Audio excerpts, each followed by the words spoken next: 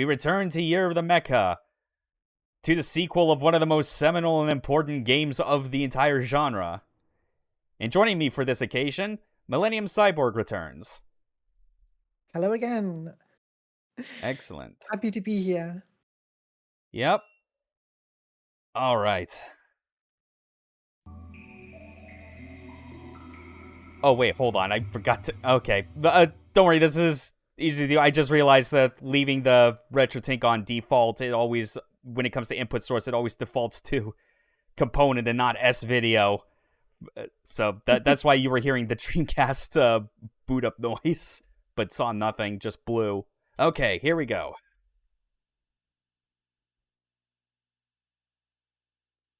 I gotta say, my first question is, Yes. does the title mean anything? As in Oratorio the... Tangram. I want to say... I recall seeing there was... like, both of the words are, like, actual real words that have, like, their basis in something. I think one of them, it was either Oratorio or Tangram. Maybe it was Tangram that, like, referred to, like, some kind of Chinese puzzle or something Yes, to that Tangram effect. I'm familiar with. Yeah, but I forget what Oratorio is, and I know it always took me a long time to get it in my head. That's how you say it, and not just auto-correct it to Ontario. That's a different version. It's a of the game. Canadian Chinese Line. puzzle. That's a Yeah. weird combination. The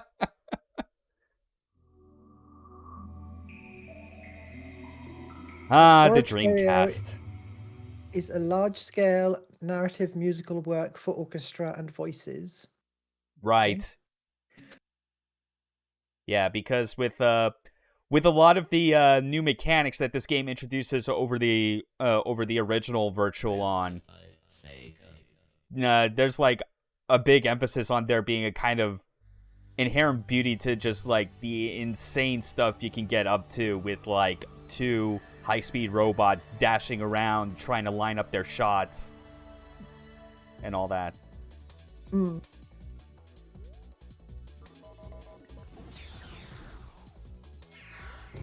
And our robots are now powered by next generation technology, the Dreamcast. All the data is stored on the GD-ROM. Ratioed your Tangram. Hi, Kuma. Alright. Seeing the full digital reconstruction of Tengen. It's got a lot more detail, a lot of the same color scheme. I feel like there's a lot more orange that gets added as far as like it being like the tertiary color, which it's gonna sound a bit weird from my perspective, but I kind of disliked how all like the updated designs of Tengen over time just added more and more orange to it.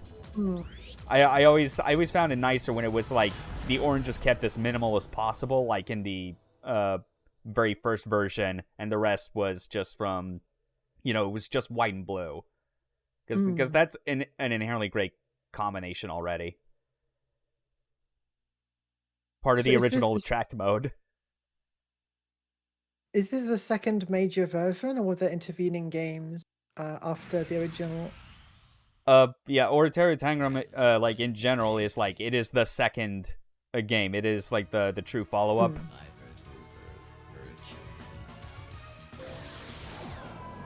You know, this game adds a few extra virtual roids. It also, it might be confusing initially, but fortunately the silhouettes are still the same, that even though some of them have different names from before, like Viper is now referred to as Cypher, for instance. It's still Viper. It still adheres to that same, like, aerial, like, airborne playstyle that it has. But obviously seeing some, like, the new ones, like M.S.B.S and Angelan, that were, like, being shown off in that demo. So, one thing before we get into this proper, we need to talk about the Mindshift Battle System, M.S.B.S, because this was a particular detail I never got into when we showed off the original Virtual On, because there was really only one version number for it. Yeah, it had like a Saturn port, and it even had a Windows port, but the number was basically the same. It's more like the original Virtual On Operation Moongate was M.S.B.S version 3.3.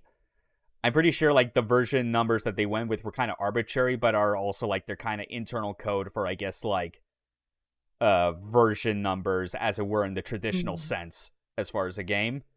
So 3.3 was essentially just like 1.0 for Operation Moongate, but for the Saturn version, they appended like an S at the end of the version number and W for the Windows release. With Oratorio Tangram, they released multiple revisions of this where you actually did see like the version number of the M.S.B.S increase over time, with 5.2 being the very original like first arcade release, which is what we're going to do a quick demonstration of.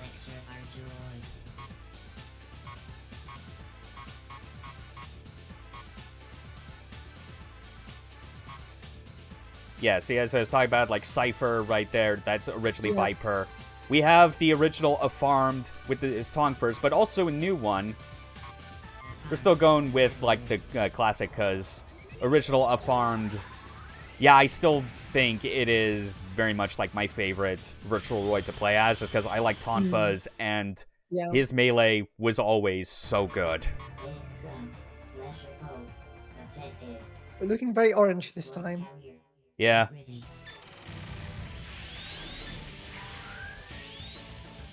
So that's something that you didn't see in the first game. Like, notice how I'm like just changing my dash direction. That is okay. Oh fuck. You mentioned last time that the dash had changed in between the two games. Yeah. So this is one where it's like, I forget if there was ever like a true hold on. Yeah, this is obviously very hard to kind of talk and explain like in Yeah. But there it is. That's something new. Like we got like power up states for a farm. There it is. Actually landed that. But yeah, I forget if there was like ever like a true official name for what like the new dash mechanic is, but like I know it was colloquially referred to as Watari dashing. Which is the act of when you dash in a direction, then press the stick, not the turbo buttons again, but just like move the stick anywhere, and you can change your direction. You can even like input like the jump command partway through, and that still counts as continuing the chain, as it were. And that results in, you know, the like the strategy behind dashing to be a lot more nuanced.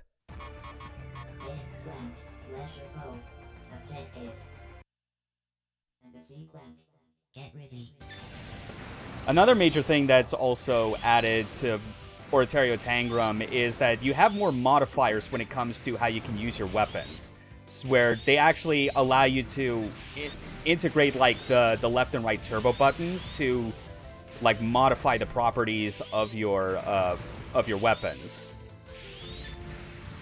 So is that just stronger attacks that are slower, or something else?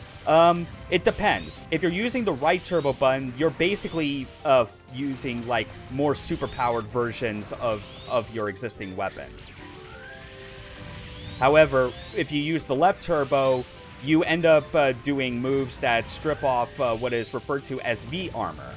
You might notice like there's that number percentage like in the bottom right, just above the time. 72%. That's like my current V armor, and that's basically like an extra defense strat, or stats rather, that you have when you basically, if you strip it away, like you'll have certain weapons of yours that would otherwise kind of deflect off of armor would the hell? I didn't want to save a replay or something. Whatever. Get ready. Like the save, as you might tell, like I haven't like messed around looking through all the options of it again, because I just like downloaded this particular save last night to make sure I had everything ready. But V armor does have an effect on the effectiveness of like certain weapons, especially if you're kind of shooting them from like longer distances. So the idea with V armor is that it basically makes it so that if you're able to strip it away completely, then they kind of have like no real recourse for any of your weapons regardless of range. And it also makes the right turbo weapons even more deadly. Man, this guy's got homing mines, funnels. Yeah, Balbados is a bastard, to say the least. Also, one extra detail as well with like this particular version. I said that the virtual roids in this game were powered by Dreamcast, but that's technically not true in version 5.2. They were still powered by Saturns. Like, you can kind of see it looking like on like the backside of certain V-roids, which is why like later on there were like, mostly because of it being in prep for like this Dreamcast port, was like why they started to do some updates, because they changed like the Saturn on the back to actually be a Dreamcast. And in version 5.4 and 5.45, which is technically the Dreamcast version that we have, 5.4 adds the actually vital HUD element, which is it lets you know not only what your V armor stat is, but also what your enemy's V armor is. So that's extra helpful. Besides that, it's like the Dreamcast version. Basically, what else it adds is just a bunch of various bug fixes. It even adds some new stages that are like that are carryovers from the very original game.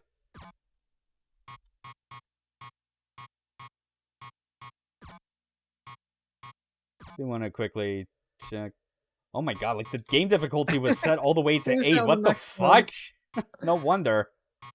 Oh yeah, this is also like an interesting thing. You were noting about like the color scheme. That's because of like this particular setting that basically it's called DNA or RNA, which basically it's like an option that is specifically designed to basically skin or something.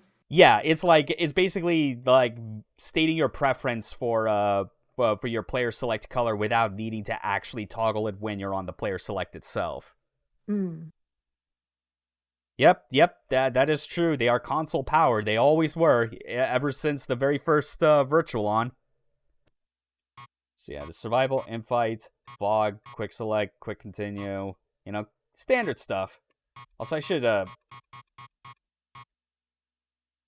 yeah, that was another thing that was throwing me off, was the fact that like by actual arcade rules, you know, like you're not really supposed to have like more than like one match, unless it's like competitive play. At that point, it's like best 2 out of 3. But for arcade mode, it doesn't really do it. One joystick for each CPU. Oh man, that'd be something. Anyway. And yes, as you can tell, this is the Japanese version, because in one of those classically weird Sega decisions, this is the only version of the game that is fully featured, because, well, I guess it's kind of a moot point, considering that, like, some of these are related to, like, online play, which you can't access anymore, but, like, the North American release had, like, omitted, like, certain features from this, including, like, Virtual Void Customize. And then in Europe, they didn't even release the game there, is like the part that extra sucks. But then again, it's like, compared to the first game, like Oratorio Tangram never really got as much distribution in arcades outside Japan. Like it doesn't seem all that surprising, where like I hear more from people that like remember arcades in the 90s, more people that were familiar coming across original Virtual On as opposed to Oratorio Tangram. It's a shame, considering all the crazy fancy shit you can get up to with this. Yeah, the version I saw in arcades was the first one over in Europe. So let's actually give more of like a controlled demonstration of this game's mechanics itself. What's new? What's different?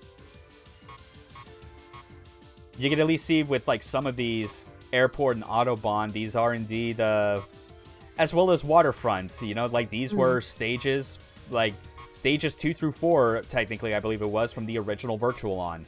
These were not in the original arcade release. They added these in with, like, the major revisions. While everything else is, basically new.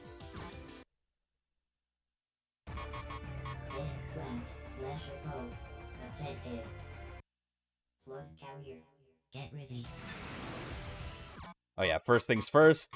Stop moving so I can actually show this. Alright, so, yeah, as I was talking about, we got, like, the left and right turbo weapons, but also there's some changes to how stuff works in, close quarters. For instance, you can sidestep. Ooh.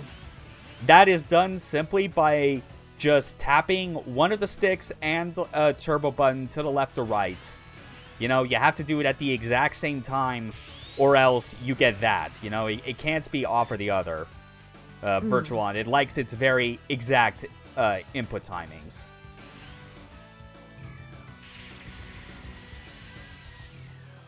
Yeah. But there's also some extra, like, fun stuff you can do. For instance, I was talking about how, like, the Virtualoids now have special abilities. Temjin's is one of the damn coolest. Oh, wait, no, that's not it. Shit, hold on. I gotta wait until... Fuck. I was trying to... It requires a specific input of you jump, hold forward, and, like, a dash while also pressing the both triggers for the center weapon.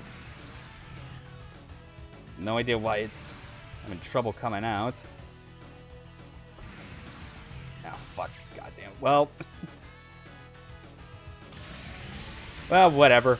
That's like the right turbo weapon. Notice how, like, it only took off 1% of its V armor. But if I use the left turbo, it's down to 59. Right. Does it recover? It does not. V armor is stripped away permanently, and that, like, ensures that you can, like, do even more damage to it.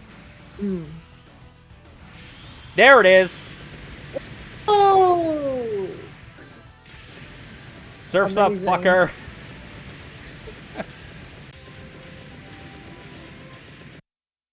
Yeah, they just... This game, in general, just ups the ante as far as, like, what sort of things you can do with your Virtualoid. Because even in the originals, like, they actually changed, like, the properties of your projectiles based on whether you're doing a forward, side... Well, not just side, left, right, or back dash was the thing.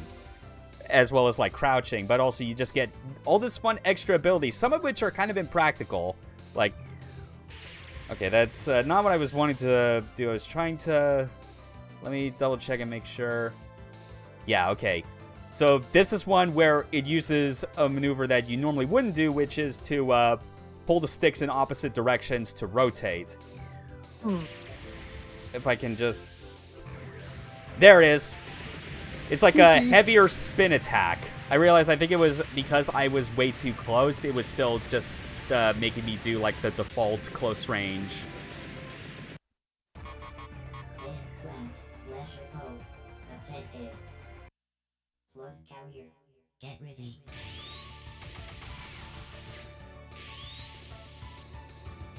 One thing that should be noted as well, though, with, like, the turbo weapon features that you have, if you're trying to do, like, a dash attack, you can only do, like, the default attack is the thing. So you cannot do any of, like, the left turbo weapons or right turbo weapons while you're dashing. That's, like, reserved exclusively for, like, your regular dash attacks. Is the armor stripping off that we can see on the model part of the... Is that based on health or V armor? V armor. That's, like, the... Yeah, that's the main thing. I mean, like, some attacks will cause damage to V armor regardless, but yeah, you can see, like, this farm is already stripped pretty close to bare. And now, is it completely at 0? That's cool. Yep.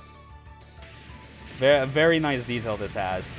Anyway, I think, before kind of getting back into, like, the arcade mode proper for, like, 5.45, I do actually want to... Because this will be, like, the best venue to actually show it off, I am going to demonstrate like the rest of these Vroids. Oh, like mostly for their unique traits. Obviously, we saw like a little bit of a farmed battler. Black rank. Get ready. Still got the good old Tongfers.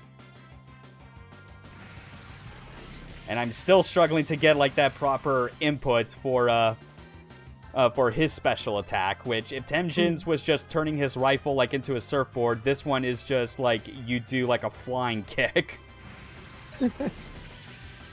Fortunately. Oh man. No idea what it is, but at least like powered up is you know, you saw that before. That's basically you do center weapon after you do a double jump. Because, yeah, like, some units can jump multiple times.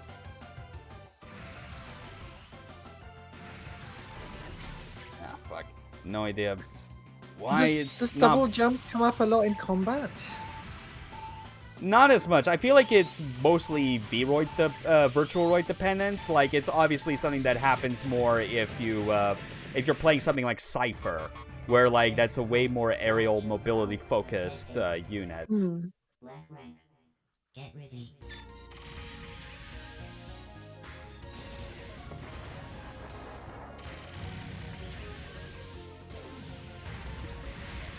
The right turbo left weapon is just one of my favorites because, like, it's not just throwing out a bomb. He kicks that bomb like a fucking like a fucking football.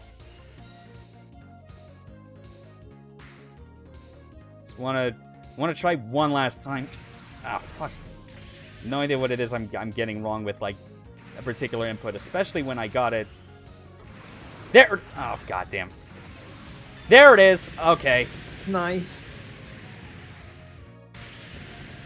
Like this is just one of those reasons where it's like, even though Virtualon is a series where it is best played with its arcade controller, it still requires a lot of practice because they demand very exact input combinations in a small window. Are those moves doable with a regular controller?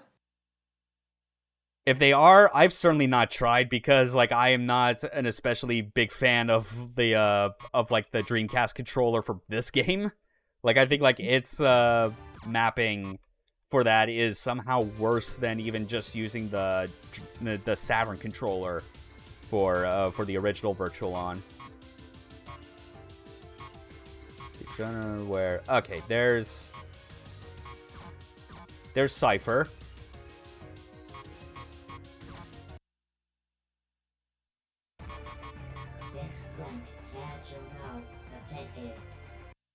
Black rank.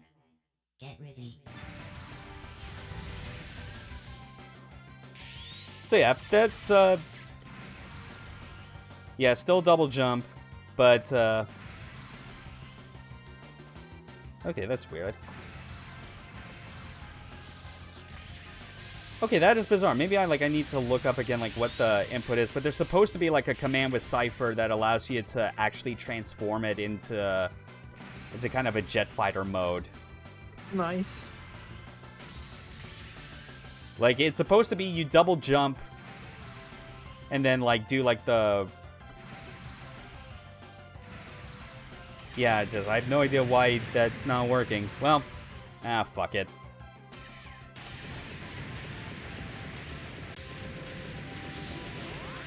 Yeah, see, like, it would have transformed into that little jet form that you saw there.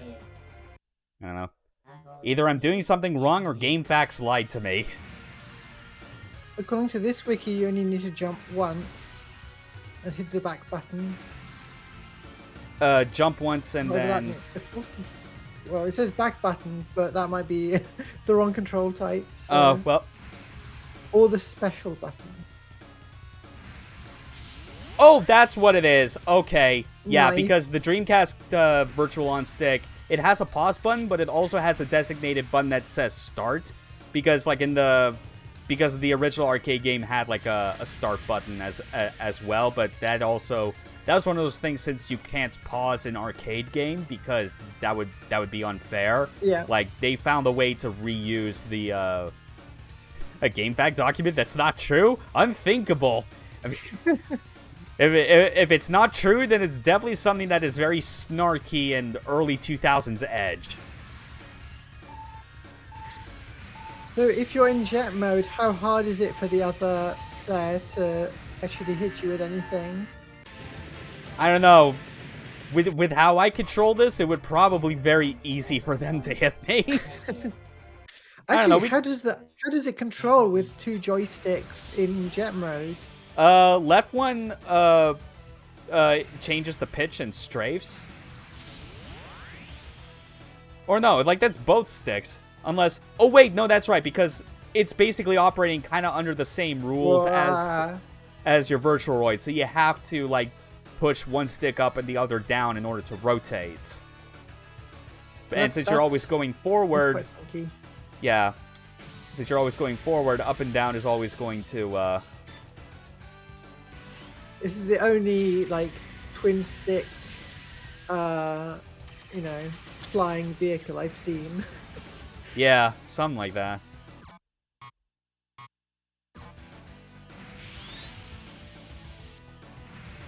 And let's at least try and get, if I still can. It's like, it's weird. You would think that like with like the times I had practiced beforehand, that the idea of doing a jump, then forward and dash and center weapon, like it would have worked, but oh man. Get ready. No idea what it is where it's like I'm kind of screwing up on the particular implementation, because like Cypher's other special is a reference to back when it was called Viper, and like its particular stage theme, it is called SLC. She's lost control. Which I imagine based on like... Wait, hold on.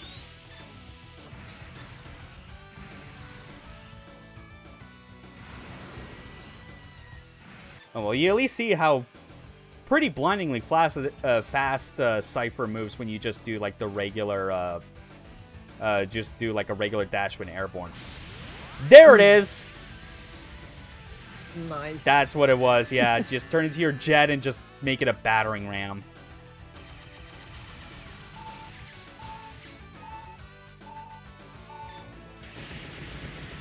Yeah. Still not as cool as the surfboard, though. Yeah, but barely anything's gonna be that good. Oh yeah, on the last day, Tasio brought up a good point. They like some of those shuttles were looking kind of TNG-esque. Anyway, let's see if we can find another one. I think this was. I'm curious about the magical girl one we saw in one of those demo sequences. Yeah, we'll definitely get there eventually. I think.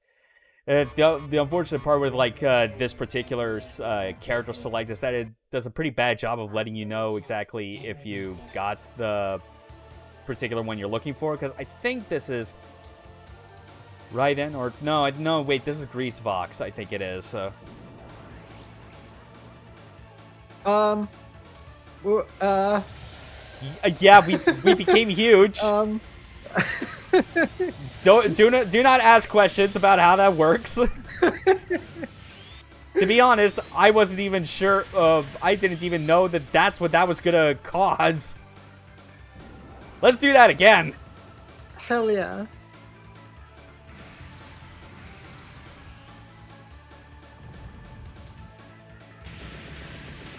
It just shower the fucking thing with napalm. Now, in game terms, what's the use of becoming bigger, though? Because it makes you a bigger target. Does it also affect your damage? If not Or your damage, then I'm range? sure just the increase in size would make it easier for you to like hit them for spacing purposes. Hmm.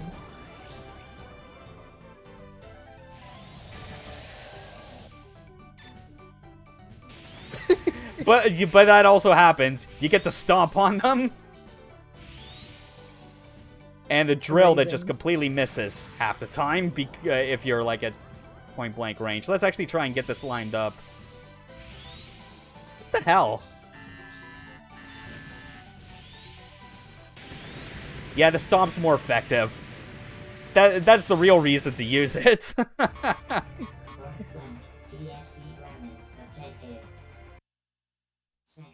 Okay, but yeah, this was not like the one I was initially planning to show in the order I was going in. So just gotta find, again, it's, I think, Raiden it was. The one that good mutual of ours, Bentai's, talked about as being, I think, his favorite. Because it's another one of those heavy units where, like, one of its defining weapons are just big fuck-off lasers. Hell yeah. Anyway. This one, meanwhile, is kind of a desperation move where we destroy all our V-armor and most of our weapons, but it's supposed to, like, kind of increase our speed and attack power.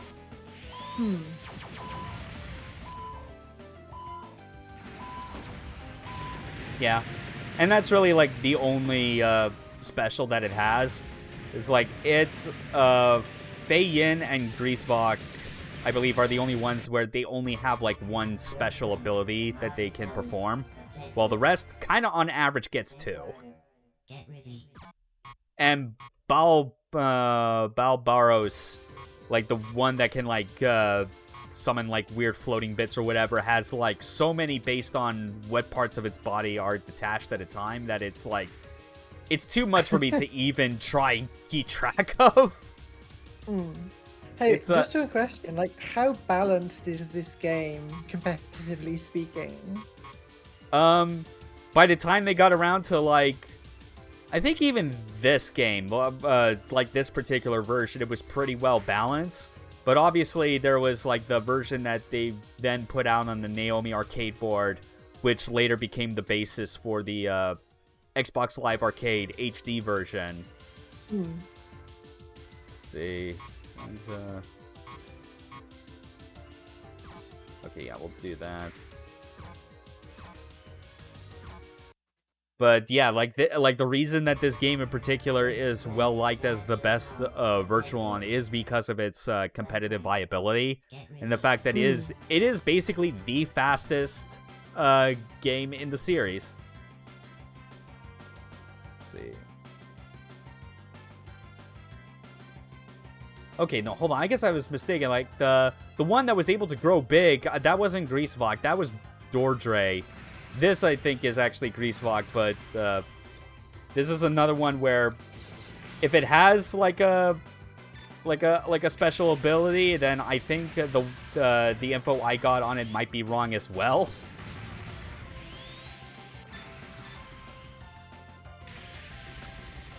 Yeah, I don't know.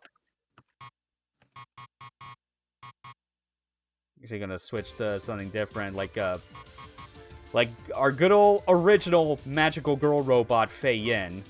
Yeah. With her patented hyper mode, which always, like in the original, you basically accessed it anytime you fell below 50% health. This time, however, you can do that manually. Nice. However, you do lose health for doing it, and Yeah. apparently the amount that gets drained is technically random. Interesting, because I was going to say that was a lot more than 50%. Yeah.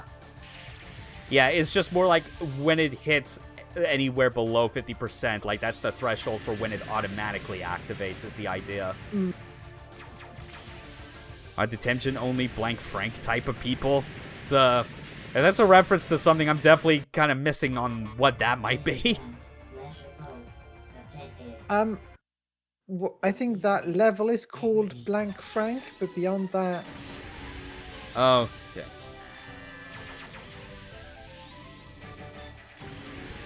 No items, Fox only final destiny. Oh, it's that kind of joke. Okay. No, I'm pretty sure, like, at least from what I recall seeing of, like, competitive virtual on play, like, there's not, like, it's interesting, like, Tenjin, is, like, is always been kind of designed as, like, a very good beginner-friendly character, but while still being very potent at, like, the advanced level. But I've rarely seen anyone go straight for Tenjin. They usually go for, like, other ones that have, like, more specialized roles, like Barbatos or Cypher, things like that. So, let's see. Yeah, even though, like, I can't be expected to really properly show off, like, what all special moves Barbatos has or things like that, I can at least show, because this was originally in the first Virtual On, and even then, like, his particular gameplay style was always super ridiculous.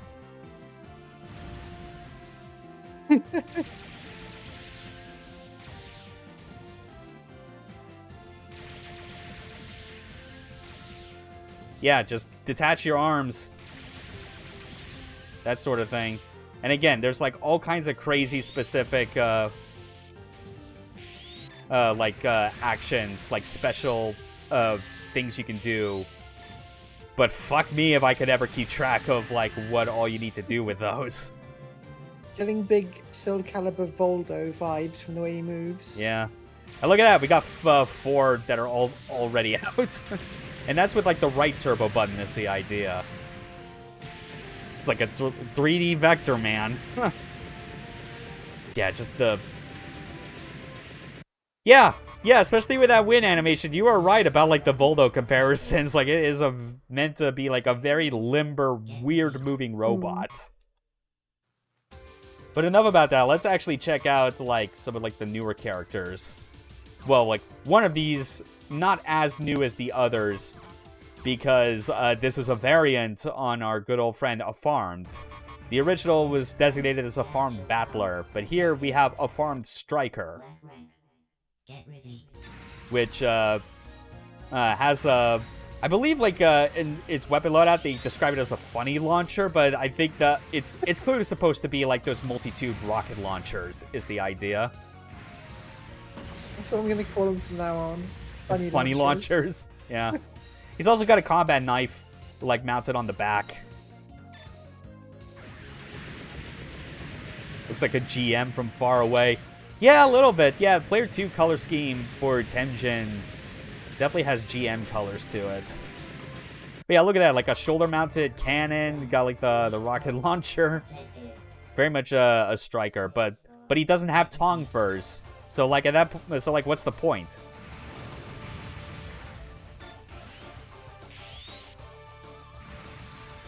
And I'm still trying to pull off, like, another special attack that it has, where I think instead of doing, like, a flying kick, it does, like, a flying punch. If I could just get the fucking input right.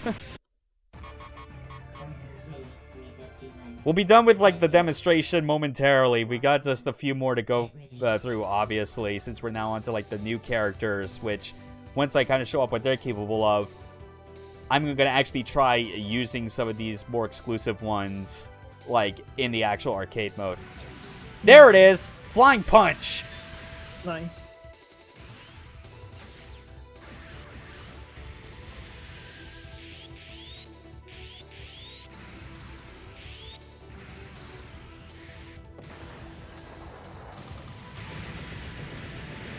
Yeah, otherwise, besides the different weapons, it basically still plays a lot like regular Farmed, even to the point where I'm pretty sure the melee damage is about comparable, because that's generally where they excel best.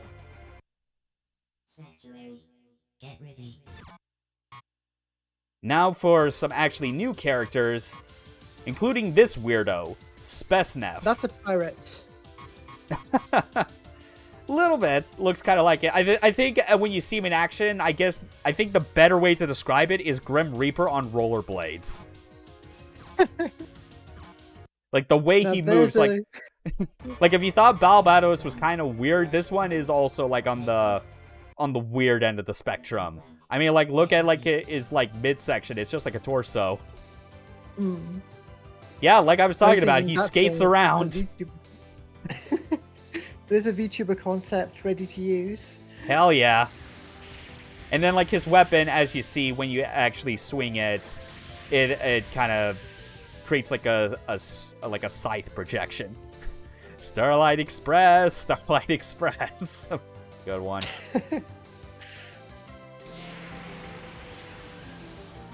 That right there that you saw was like it's the dual laser attack is by pressing both turbos and activating center weapons. So it's basically like 4 buttons at once.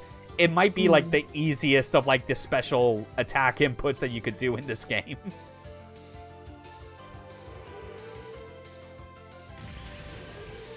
Okay. There's still like a couple more, including one that is like basically designed as like a big sort of desperation move, I guess. You know, like if you thought the ability for Raiden to just break its own armor to get an increase in speed and attack power was like pretty risky. Yeah. Unless god damn it, it's another input that like I just am not that I got wrong somehow. Shit, fucking I'm looking this up actually. Hold on. Okay. Virtual on. Oratorio Tangram.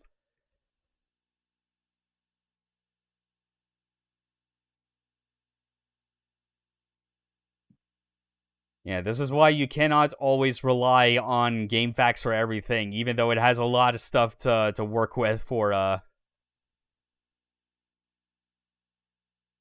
Oh wait, no, okay, oh that's what was wrong. Okay, I remember now actually kind of how to do that. So it is the same input that I'm supposed to do, which is I press start twice. However, I need to have my health be lower than like my opponent. Like because it was oh fuck, I didn't mean to do that. God damn it, I didn't mean to exit. But the idea is like you have to have your health lower than them. You know, having it be even like in max 100% isn't doable that way. Get ready.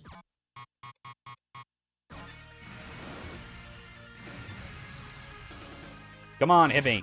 There we go.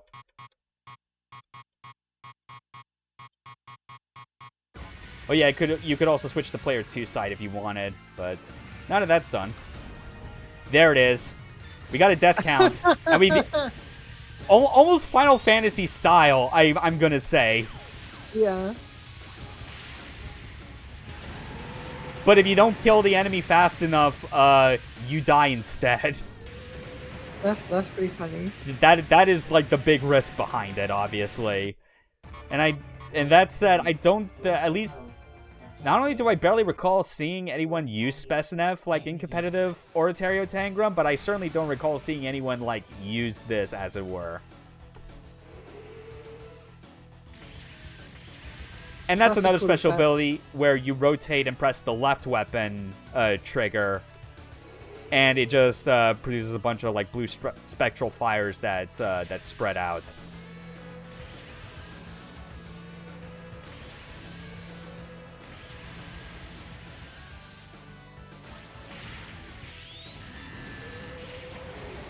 But yeah, S.B.S is a very interesting one. It's also a word. It's also a name that, like, when you hear it, it kind of makes you think of something else, like Spetsnaz or something like that. Yeah, yeah. Now, obviously, Fei Yin is not the only magical girl robot. We have a new one added here called Angeline. Hell yeah. Yeah, who's More magical girl robots. yeah, who, you know, if Fei Yin's supposed to look like the younger, even cuter magical girl, this is the one where it's like supposed to be the older, more refined, womanly looking magical girl. Especially because, like, she just straight up has a staff, so she has more of a summoner vibe, if anything. I mean, like, summoning ice, summons a dragon. Yeah. My point still stands from when we talked about it, playing the original Virtual on. We need more giant robot magical girls. We need that crossover to be Agreed. more common. I'm Man. signing this petition. Yeah. And It there's looks kind of annoying to fight against, though. a little. But also she doesn't, even though, like, she's magic powered, you know, you would think that she's kind of comparable to something like Fei Yin. She doesn't have, like, the benefits of the, of, like, the hyper mode.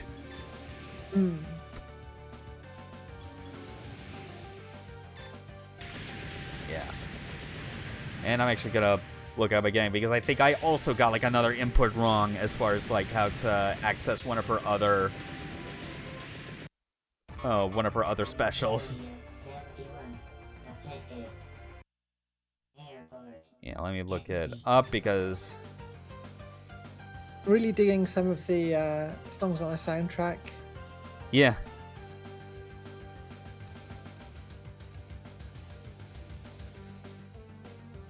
Huh, that's weird. I guess maybe there's just like another particular condition that I need for it in order to work, because I guess it's supposed to be like, there it is. Yeah, she gets wings. That's like basically her angel mode. It doesn't, I don't think it has quite like the huge comeback mechanic potential as something like hyper mode for Fei Yin. But it is yeah, it is enough of like a boost to kind of like your attack properties at the same time. Look at that bow that she took, so dignified.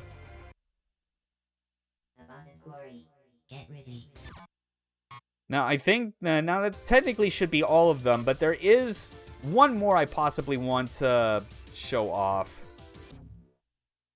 Unless, hold on. Unless it's possible in here.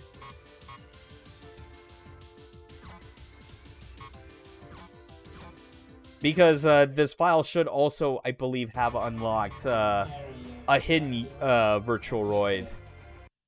Which I don't know if it's possible. No, I guess not. I think I would have to actually do it in arcade mode. So let's actually do that right now then.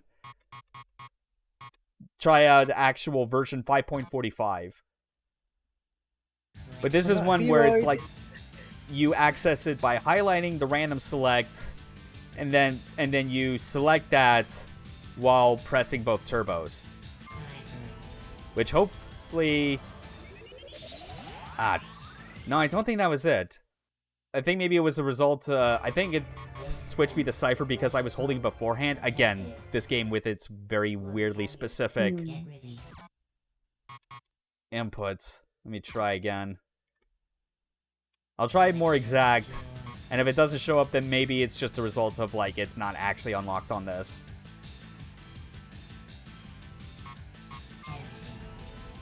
No, it fucking... Oh.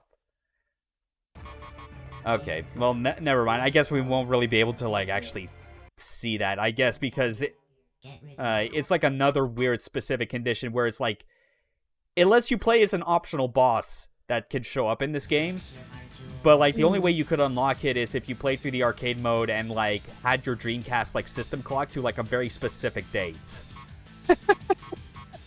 Yeah, I didn't know you can find that. Yeah, it's a weird one. Anyway, let's give more of these version 5.4. Well, no, just like Oratorio Tangram in general, like new additions. Let's put them more through their paces now. Simple, a developer tells you. Yeah, pretty much. Get ready.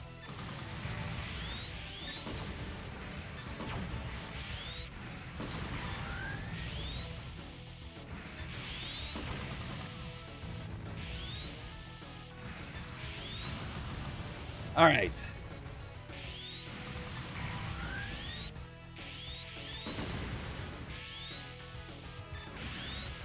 Oh, man, just got out of the way in time before I could punch him. You bastard.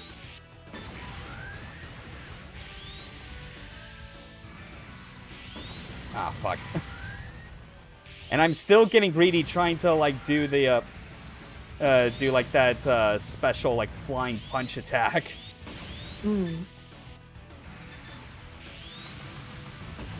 Yeah. Screw it, whatever.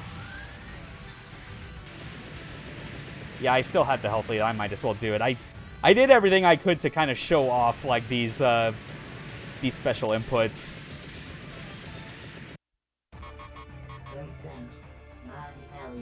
Alright, time to fight M.S.B.S for real and see just how badly it ruins me. Because it... Oh, fuck!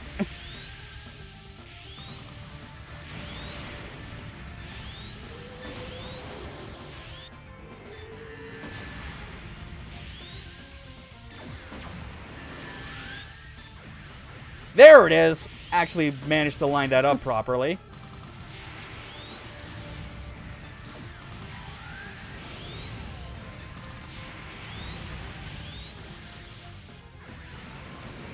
Oh, man.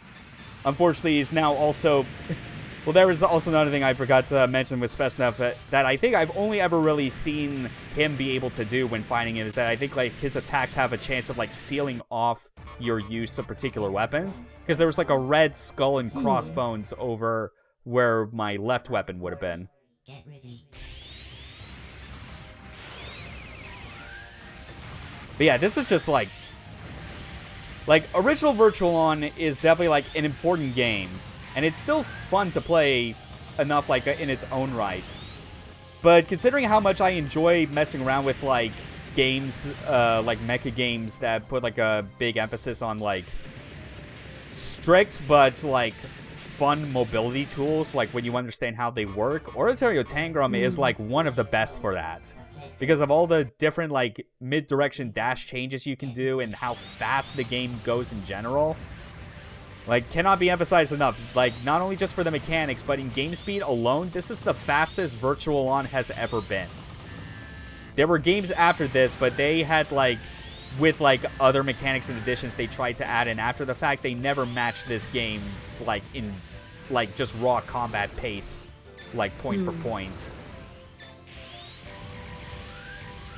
Just want to punch this fucker. I've got this open in your view in Discord and also the stream up, and the stream is at 60 frames a second. And that is correct. I feel like you've got to play this at 60 frames a second to even know what's going on. Oh, 100%, yeah. These were arcade games for one. Get ready.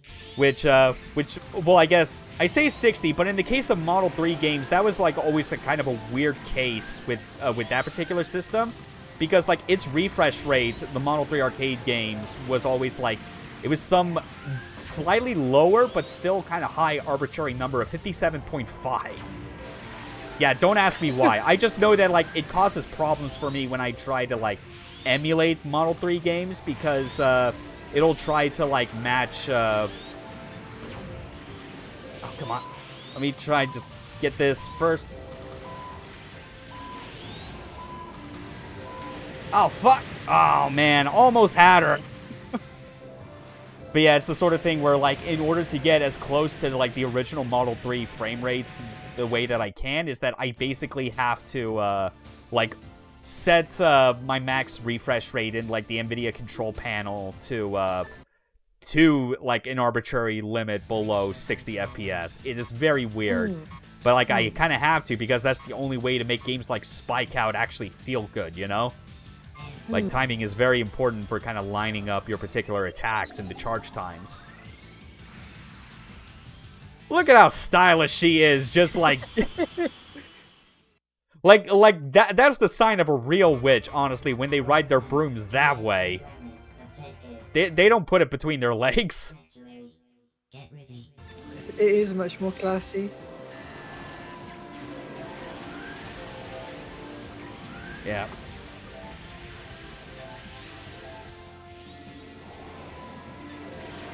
Okay.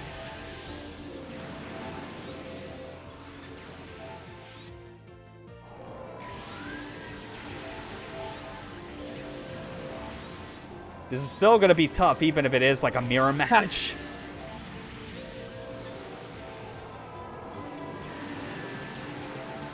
Yeah, just look at all this magic bullshit going on screen. This is happening, yeah.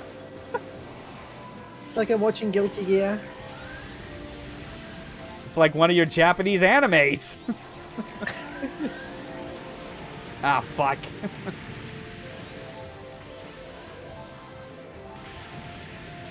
Okay. Sega Saturn is magic. I agree. No sane technology could have ever brought about that that fucking monstrosity. We're just gonna keep cycling out any of these new virtual roids until we can, like, get past this particular fight.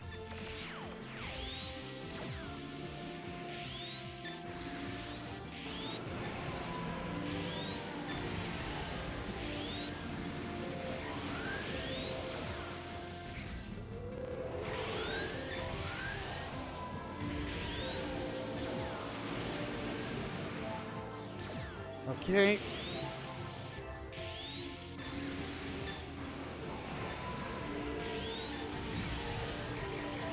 Oh my god. She is way good at the whole moving and dodging part, and I am real impatient as far as... Damn, just like tapped me right on the ground, and that was it. Yeah, a little bit. I mean, like, it'd probably be a bit more manageable. You know, I'm just gonna switch back to, like, one of the farms, since, like, they have, like, just some of the best melee outright.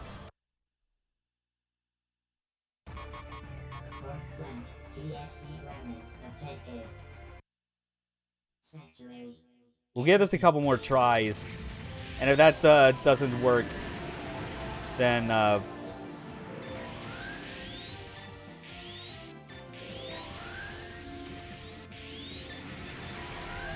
There it is! Yeah.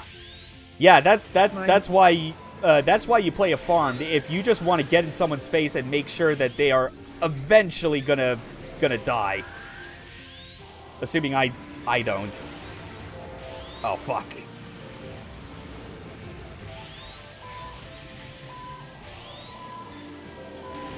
Yeah, well, oh fuck, I tried.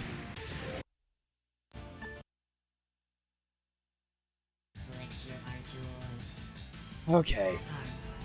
One more, I think, and then I'll show off, like, a little extra, some of the, like, the extra modes, particularly, like, the Virtualoid customization, because that will actually... Yeah, that one...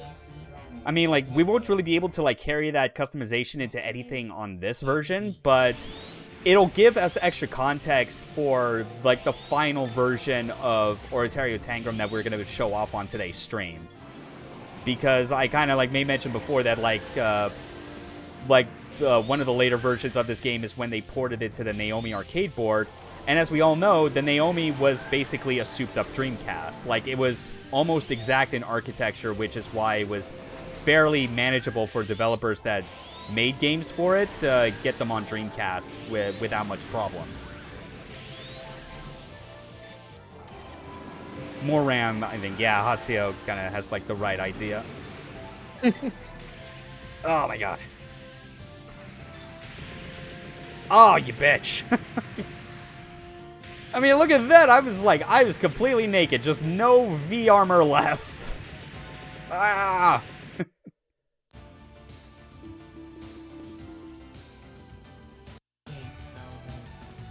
Alright. Well, whatever. Definitely one of those things where it's like... I definitely got to see about getting a, what was it, like a... I really need to eventually find, and hopefully for, like, a not too absurd price, I need to find one of those, like, Saturn to Dreamcast controller converters, so that I could just plug in my Saturn twin stick on that, and, like, invite a friend over, and we could just, like, play, like, local versus virtual on Oratorio Tangram. Because it does have a local versus option. It's grayed out since I don't have, like, the other controller plugged in. Although it's like, I mean, well, no, I feel like the friend I'm thinking of, if we were to do cable versus, it would probably mean he'd have to get a Saturn, not a Saturn, he'd have to get a Dreamcast first, because this is basically, like, your system link option. And was, for whatever reason, omitted from the US version. Which is weird. Bet there's an Arduino project that can do it. Maybe, yeah. But let's take a look at Virtualoid Customize. What this does is that it basically allows you to do, like, color customization for your preferred Virtualoid that you would have taken online over network play if you were, like, playing this back in the day when the online servers were functioning. You can even, like, give your own, like, custom name if you want.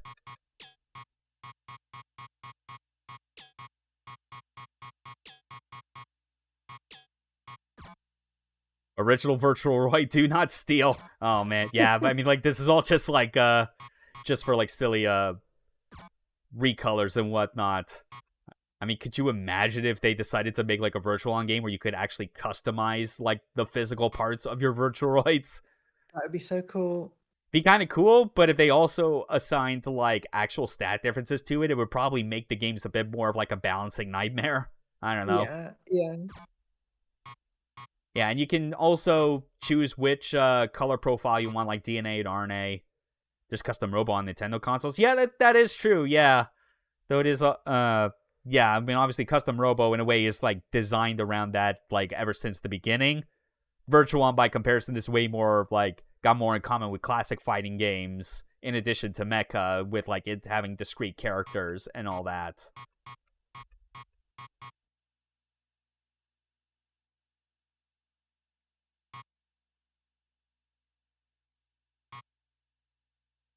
So yeah, we can just alter the colors like this if we want. Virtual Fighter, but all sci-fi and robots. Yeah, boy, that'd be something. Has anyone made a Virtual On, style game for PC? I don't that know. Not I think enough like of the fandom to that to emerge. yeah, I feel like the I feel like the difficult part of like trying to find something like that is mostly a result of I don't think there are like many, if at all, any sort of like independent developers out there that probably have played Virtual On, let alone experience playing Virtual On like with its intended control scheme. Because it does like I mean, obviously you couldn't. I don't think you could really pull it off. Well, like the idea of like if you wanted to make a game that like tried to emulate like the twin stick control setup, but on a gamepad, I don't think you could really do that. You'd be better off just like making a more normal gamepad control setup from scratch. But I think it also like, but it would still require, I think, like playing or at the very least watching a lot of this game to get like a keen understanding for like what makes this series click with people so much from its mobility mechanics and weapon usage, how like its stats and properties change depending on your player state, whether you're standing, crouching, jumping, dashing. It's a lot to kind of keep track with that.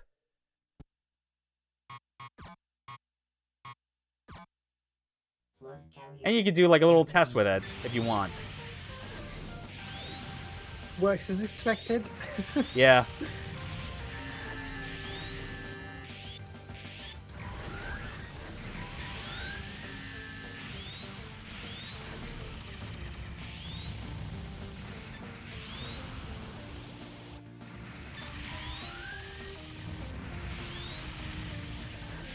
Okay, come on.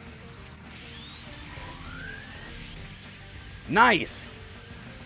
Actually managed to get like a sidestep into like a back head, so that felt pretty good.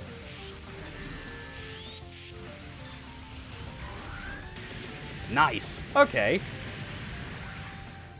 Yeah, pretty solid color scheme, and obviously this was very much like a fastest Virtuoid alive. I mean, I'm not really going for like a Sonic thing is the idea, just like kind of blue and like gray, white, silver. Like that's just like my general color scheme for like any sort of mecha. I approve. I mean, like if you look at like the last two Armored Core games I showed off, like this is literally my fucking color scheme. This is just what I do. Also, you could make like a custom emblem if you wanted. Which One, hang on. Circle, paint, spew it. Yes, spew it. I think that's supposed to. I don't know. Is that like some weird, obscure European name for eyedropper tool or something? Because I've never fucking heard of that. Apparently, it's a Dutch word for syringe. Okay. Well, regardless, we got some sample emblems. That's nice.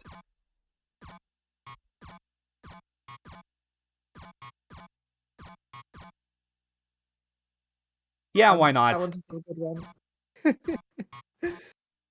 Dolphin blue.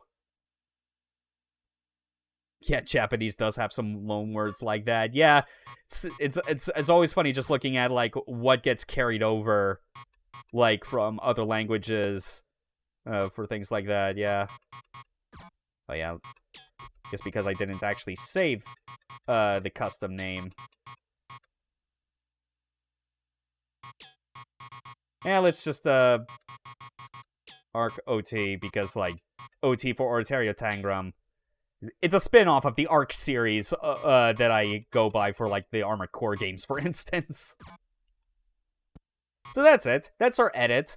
Unfortunately, we're not actually able to use that like in any of the offline modes, even if we wanted to, which is kind of a shame, because again, it was made primarily for use with like the network versus function.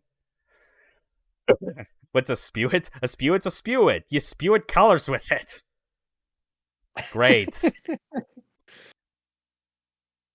Oh yeah, and of course, if you wanted to, if even though like the multiplayer servers are down, I'd actually have to double check if someone has like revived like whatever like the Japanese website for Oratorio Tangram is and used this to access it, because I know there are Dreamcast games out there where people have gone to the effort of like rebuilding like the access to like to a game's like particular web portal, because a lot of Dreamcast games did this sort of thing where it was like, yeah, just like select the menu option, connect to the internet, and go to like its web page on your Dreamcast. I still wish I had a fucking Dream Pie. It would have been so nice to like have that already so that I could get in on exploring the internet on my Dreamcast in the year of our Luigi 2023. But and even though we're not going to be able to use it with what's coming up next, it's better than I mode. Oh, but what isn't? So, the final version, we're going to have to go back to the PC side of things, because emulating is the only way that's possible to do this. I mentioned that another revision of Oratorio Tangram came out for the Sega Naomi arcade board. This is what is known as version M.S.B.S version 5.66. Yeah, that was the full title. Anyway, I'm going to switch over like the screen share to like the new window so that you can actually see it this time. There we go. All right. Should have gone with 6.66.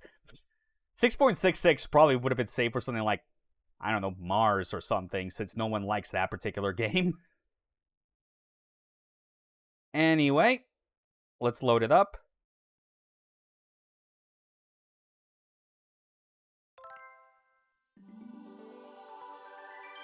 Should I be seeing the capture? Oh, I had to do a thing on my side. It switched over to the wrong thing. okay. Well, you see It's now, good. you see like the warning from Sega? I see. Okay, good. That's definitely shown correctly, yeah.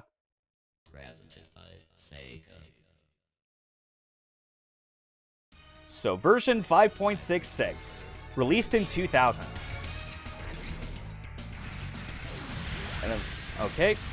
So, things that are most notably new about this is that because it's on the Naomi, that means it has, like, it's essentially based on what Sega did for the Dreamcast ports. So, in Japan, with when this particular model was running, you could actually take your VMU with you, plug it in, and use your Virtualoid customized data to play as your specific Virtualoid. Also, I have no idea why it's not showing the logo there. That's weird. But we also got some new Virtualoids to play with, including the Tengen 1080 Special, which is visual memory versus, yeah. So, basically the best way to describe this version of Tengen that we're about to see in action, might have gotten a hint from it based on the fact that it's powered by a Saturn and not a Dreamcast. Ah. This is basically OG Tengen. Get ready. It does have access to some turbo weapons, but you cannot change your dash mid-direction. You have to manually stop and start in order to do it.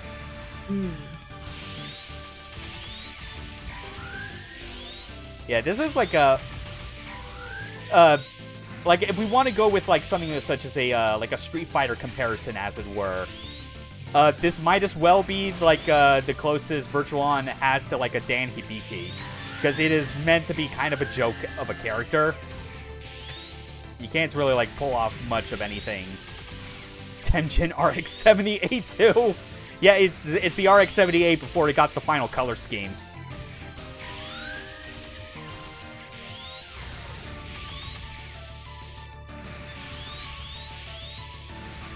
And it's definitely awkward kind of going back to something like this. When you're so used to everyone else having their own, ability to, like, just change dash direction.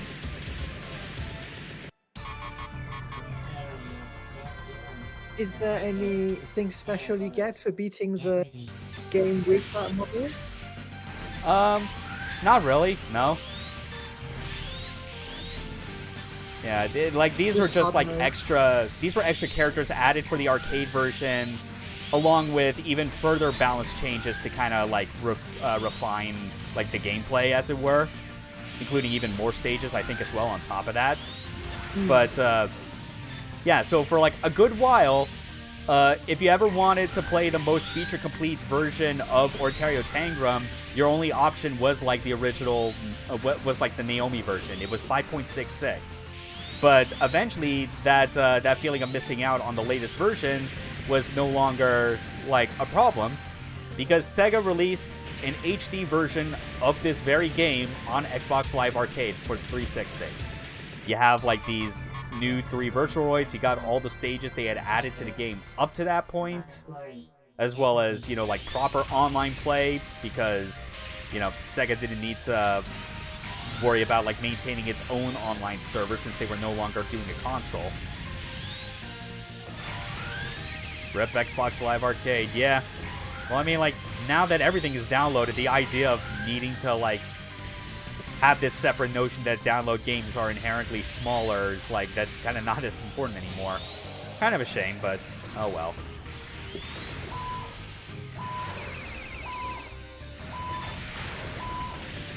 Ah, fuck. Almost got him.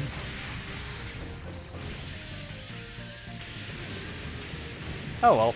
Considering I managed to, like, get through the first 2 fights, that's not too bad. But with all, like, the limitations.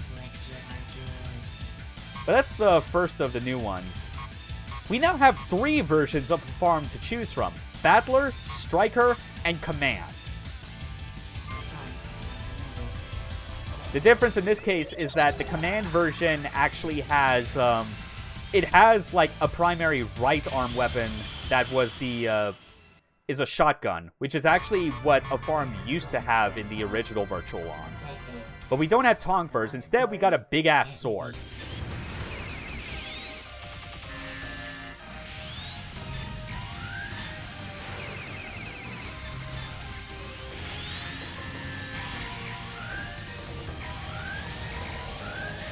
Oh, come on.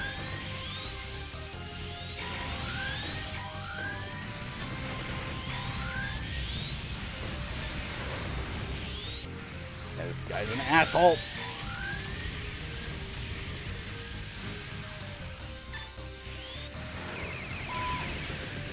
Ah, fuck.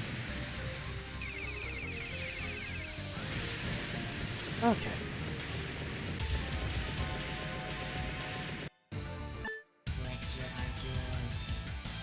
Now then, the last of the new Virtualoids. We have Griesbach, and now we have Steinbach, which is essentially, hey, we took Griesbach and gave him all energy weapons. He has so many lasers on him. Yeah, he's still a big chonky boy, so it means he can still kind of take a beating as well as, like, dish it out in return. Which I want to say as well, does he still have it? Oh no, I guess it's a different... I was trying to see if he still had, like, the Giants mode that his normal version had, but no, I guess not. I think I did the exact same input, and what happened is that I released, like, a big electromagnetic ball.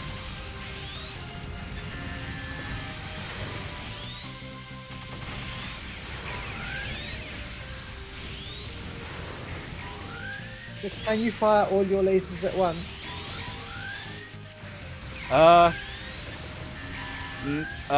Not, no, don't think so. Oh, god damn it. Me distracting you. Well.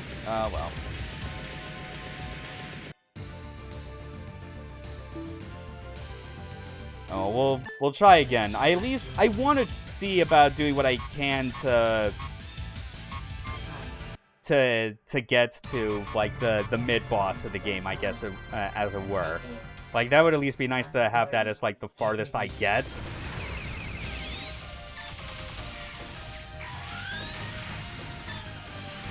Ah. There we go.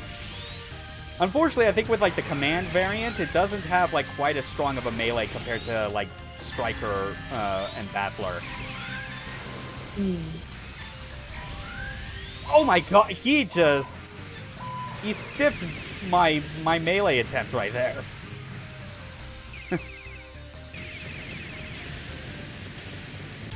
Zegok looks weird. Yeah. I mean, like, even though it's funny, you would think that, like, with the ubiquitous of, like, these, like, Virtuoid designs, that you would assume that, like, someone that worked on the Gundam franchise did these designs. But no, I believe it's not Kunio Okawara. Wouldn't surprise me, though. I'm gonna get this dude.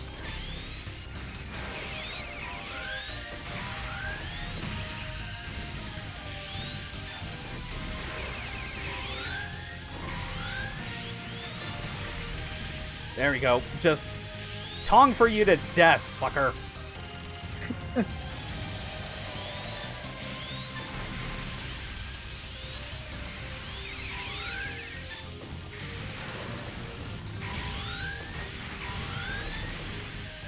Oh my god.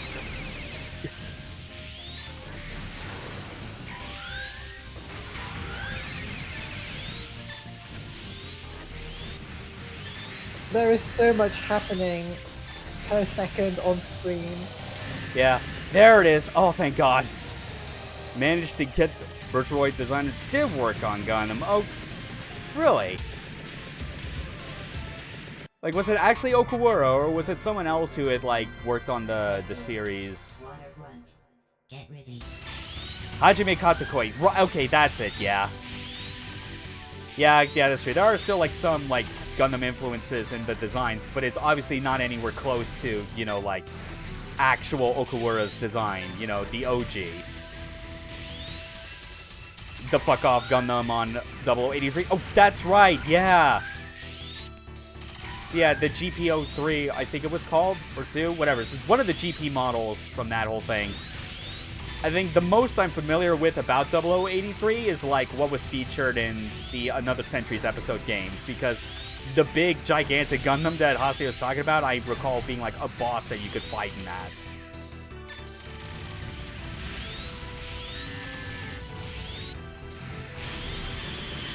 Oh, that was sick. Look at that replay. Killed him mid-air during his own attack, and I'm doing my wind pose without even looking at him. What a badass. Alright, Angelin, my nemesis. Good luck.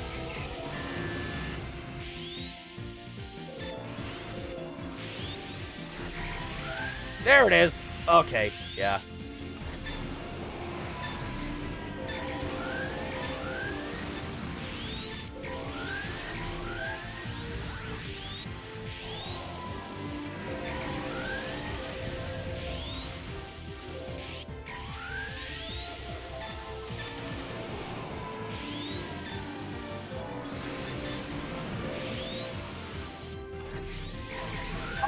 Okay, come on.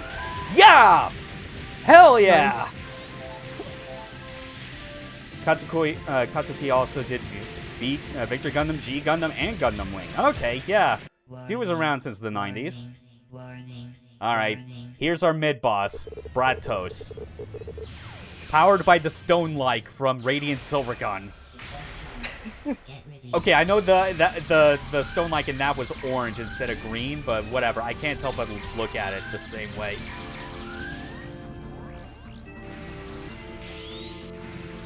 I'm guessing this isn't the boss that you can play as. No, it is not. Like the ultimate mid boss called Agim, I think it is like shooting the power of holographic discs. It's your calling card, Millennium. Oh man. It's me. I'm Optical piloting it. media I'm is the piloting source it. of all power.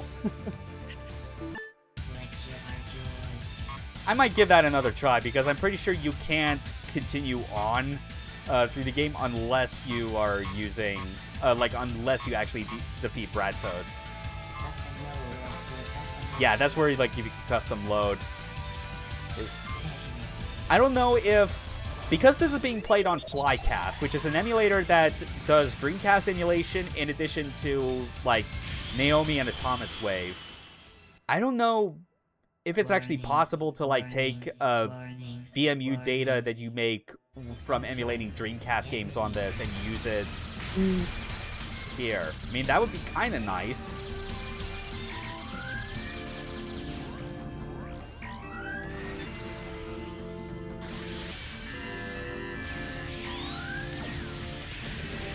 Oh, fuck.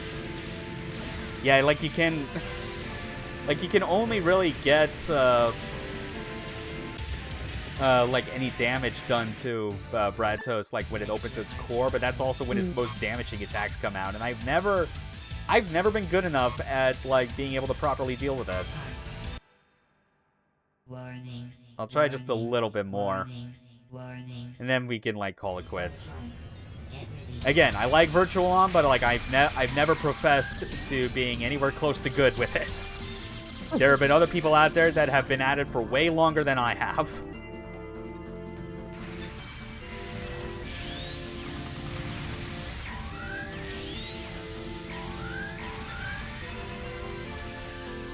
Actually, hard as well. Yeah. Yeah. Yeah, I actually, you know, honestly, fuck it. I'm just gonna leave it right there. I think we got enough of, like, a pretty good demonstration of Virtual On throughout, like, its history of revisions back when it was, like, at its most relevant, obviously. Because, like, the Xbox Live port, naturally, that came years and years later after this. But from, like, 98 to 2000, like, the people at AM3, which later was rebranded to Hitmaker, like, were busy with this game. Like, they were... Like, that was the arcade development studio where it was, like... You know, like, AM2 was, like, the golden child for Sega, you know? They were the ones that, like, made the absolute best arcade games that Sega had in the 90s. And AM3 always, I felt like, with a lot of their games, like, some of them felt like they were trying to be as, like, yeah, we could do the same things that people at AM2 are doing as well. We could do our own, like, rail shooter. We can do our own fighting games. But, like, Virtual On was basically like the one where it's like, nah, AM2's not doing anything like this, and this is basically what we can claim as our own. I've still no idea why, like, the title screen is glitching out like that. It wasn't happening before. Just the white screen. At least everything else in the game displays properly, all things considered. Like, the emulation's solid. Frame rate's been very stable as well, from what I can see. Yeah.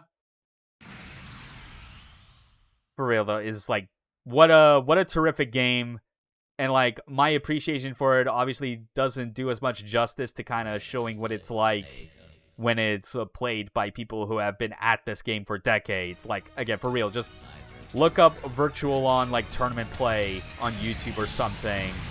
Like almost exclusively like any sort of competitive Virtual On you'll see. Like you'll see some for like the original or Virtual On Force, which was the follow-up to this. But Oratorio Tangram always gets, like, the most play because it is the fastest. It has, like, so much nuance that comes from the dash redirection and, like, your turbo weapons. It's still very pure because Yeah, I think I'll, like, save a bit more about the specifics once we get to Virtual On Force, like, weeks from now. But that is definitely one where, like, in a weird way, because this game was the peak, trying to figure out a way to actually properly follow up on this was kind of doomed to failure no matter what, because what they kind of put forward as, like, the next mechanical step forward for Virtual On was, like, it's one where I think it doesn't fit this game nearly as well, but it actually ends up working really well in the context of another arcade robot fighting game. And that is, and that's mainly, I'm talking about the Gundam Versus games, because because Virtual On later on decides to adopt a 2v2 style battle method, where it's like you're basically fighting on a team against two other Virtuaroids. And honestly, Gundam Versus, like, that entire series does that whole concept so much better. Mainly because with because we've obviously described in detail, like, what the deal is with the controls for Virtual On. You know, it's like two digital sticks with, like, a button and a trigger on each of them. You're using all of those, like, the entire way through. Like, yeah, they make use of, like, the start button in this game for, like, special abilities and whatnot, but otherwise, what you can do with, like, the standard Virtual On control method is, like, pretty packed as is. It'd be difficult to actually try and make something like target switching work as efficiently with that kind of purposefully limited setup. That said, though, Force isn't that bad of a game, and, like, I'll obviously show that off later on, but it'll be an interesting one, just kind of seeing where things kind of changed, sometimes for the better, sometimes for the worst, compared to this flashpoint that the series never had since. And Sega continues to, like, not acknowledge this game outside Japan, or this entire series for that matter, because they're just a font of wonderful business decisions. Oh, that'll be interesting, because I've never seen Forces. I'd seen the other two previously, but I think I've not seen a single frame of Forces. But, like, Force as well, like, has a very interesting history behind it, as far as, like, when you see which version I'm playing, you'll be initially confused as to, like, because I've been making a big deal of how I've ordered these games on the list to, like, kind of approach them in, like, chronological release order, that, like, you'll be looking at it like, why are you playing an Xbox Live version? Like, this seems way out of time, but trust me, it makes sense. Force technically did come out in 2001. You know, you'll see why, and the reason is that's on its own specific arcade board, and no one has actually gone out of their way to, like, properly dump the ROM for it. Despite all my best efforts, I've never been able to find it. So emulating the game on the Xbox 360 emulator is the only way to do it, because no one has dumped the Hikaru board in its entirety. Which, yeah, that was the name of the arcade board that Force runs on. Haseo brings that up in the chat. Like a Sega arcade board that was, like, so expensive, like, even more so than the Model 3 already was, that no wonder it was even less popular.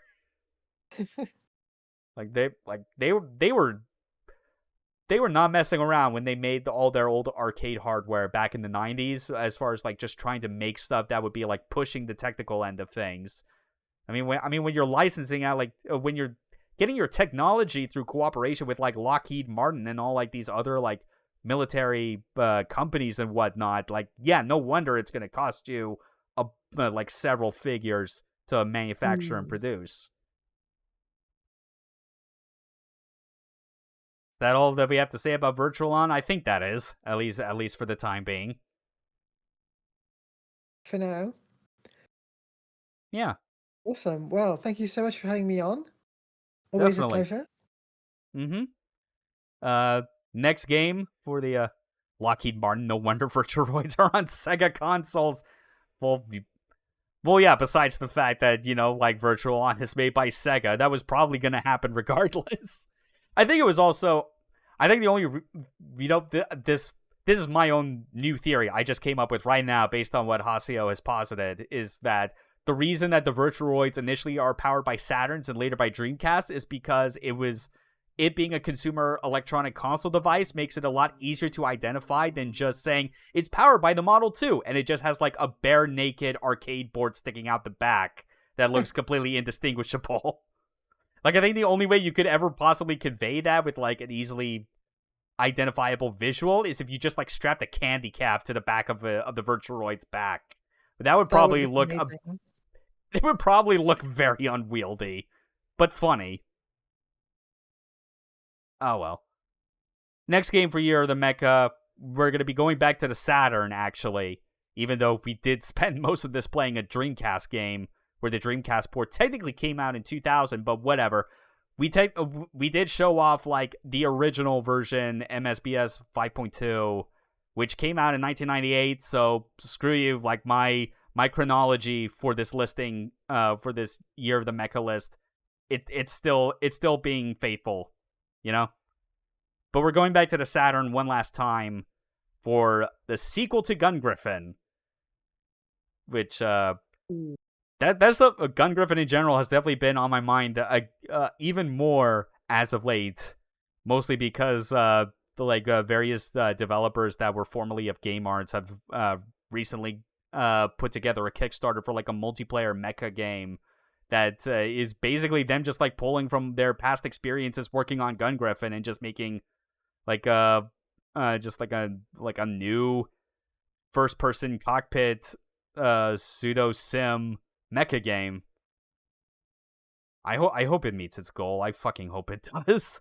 I mean, it's such a niche concept they're going for, but I want to reward them for just going with what they feel like. Yeah. All right. Let's wrap this up before OBS does anything to fuck up this thing or whatever it is. But I don't know. Gungriffon 2, Hippogriffon. Not quite. Gungriffon squared. There you go. All right. Thanks again for being on, and thanks as well, everyone in chat that stopped by to watch this. I'm gonna get back to doing solo streams between now and the following Saturday when the next Year of the Mecha stream starts, and hopefully I can stop being so on edge as far as whether or not OBS is gonna stab me in the back. Have a good rest of the day. Take care. See ya. Game over.